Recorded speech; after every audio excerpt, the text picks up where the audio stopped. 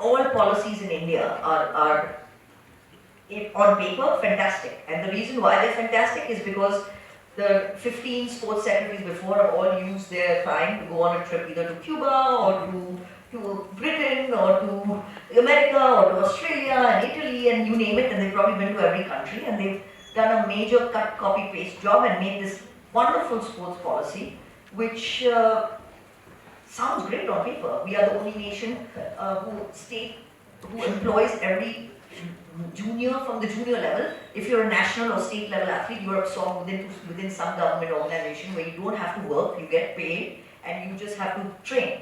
Now, the unfortunate part, and this is where I don't agree with anything, I don't think that we can follow a US model or a Chinese model or a Indian model. I think that actually there needs to be a concerted effort in where we come up with our own model, and a model that's done and made to our challenges faced within our demographic locations and what the Indian athlete actually faces, which nobody wants to do, because then, I mean, who wants to go? Either they can go to Loughborough University in England or they have to go to Manipur. I mean, there's no comparison where the bureaucrats would like to go. So I think that the impetus needs to be on coming up with a model that is extremely result driven. And as of right now, no matter which policy you look at, none of them are result driven. And I remember reading a long time ago that when IT was just coming up in the early 2000s, I remember Narayan Murthy saying something like, oh, you know, the IT industry was doing great until they set up an IT ministry. And that's when all the problems started. It's pretty much the same with sports. So we have these regulatory bodies, whether it's the Sports Authority of India or it's the Ministry of Youth Affairs and Sports, that actually don't know and they don't want to know. And it's a revolving door of bureaucrats and politicians who are there biding their time till they get a better ministry or are just kind of, you know, happy. They've been shunned from everywhere else. And I think Manisha Malhotra was the one who said punishment posting, right? When he got sent from petroleum to sports or something like that. So the time has come where sport is the most visible product. And if you see our present minister, he's everywhere. I mean, Instagram, Twitter, I don't know how many decisions he's making on policy, but that's a different story. They are now using sport as a profile maker, and they are using the sport forum as something that's very glamorous.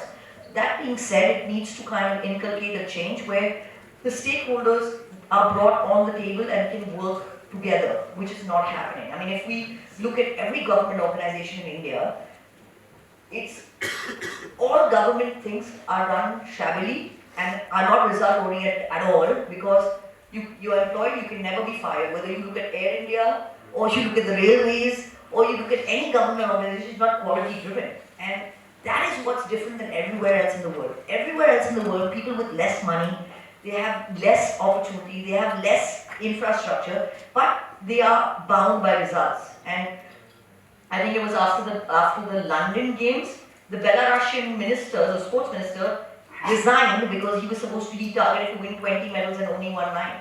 But here, there is nothing linked to the people in charge with any sort of results. So that in itself is something that is, until that changes, I don't think that there would be any sustainable change that we can see within sport. I mean, sure, we can all have papers after papers and policy after policy, and all the policies always have an undercurrent of some sort of vested interest at play. And none of that is going to be, you know, de-linked ever until it gets linked to results. And once we can somehow figure out a model that can be linked to results at all levels, I don't think that we will really make big steps forward.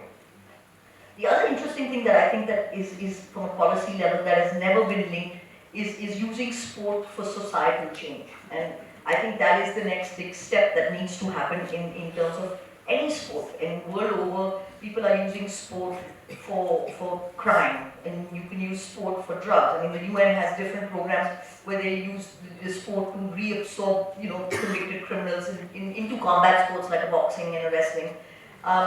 I think that India is ready for something like that, where people need to step in and start using sport as a vehicle. And the wonderful thing about sport is that it's a blank canvas, and you can kind of, you know, mold it into any which way you would like. It just needs to be done in a professional manner.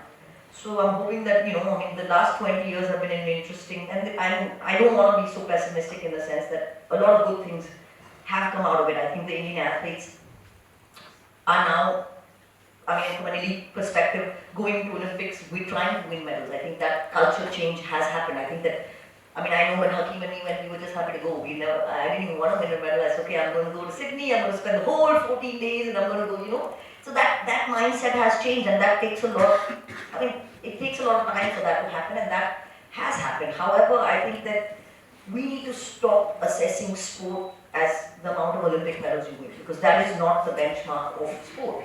The benchmark of sport is how many people play. How many of you guys are interested in following or going to a club and just watching an inter-club match? How many of you guys say, hey, it'll be interesting if we try a new sport every week, and use that as the benchmark of sport, and use that as something that should measure sport and how we are transitioning our way, let's say, into becoming a sporting industry.